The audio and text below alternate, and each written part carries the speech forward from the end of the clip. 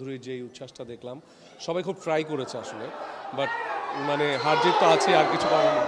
গোল দিয়েছে কি, so at least জিততে পারলে খুব ভালো লাগতো, বাট ইটস ওকে, খুব ভালো খেলেছে বাংলাদেশ।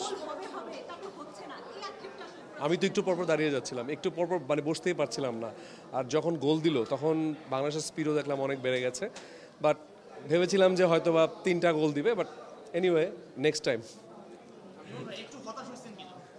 একটু না, পুরোপুরি হতাশ। আমি চাচ্ছিলাম বাংলাদেশ জিতবে, এত ভালো খেলছিল, মানে বল কন্ট্রোল খুব ভালো ছিল, but hope for the best. প্রচুর দর্শক, মানে বাংলাদেশের ফুটবলে আসলে এই যে এত চেঞ্জটা এসেছে, আমি নিজে ছুটে চলে এসেছি, এত দর্শক পুরো কানায় কানায় ভরা, এটা দেখে খুব ভালো লাগছে। আমার মনে হয় যে বাংলাদেশের খেলাধুলা এভাবেই এগিয়ে যাক, দর্শকরাও সাপোর্ট দেখ, আমরা সবাই থাকবো ইনশাল্লাহ খেলাধুলার পাশে, এটাই।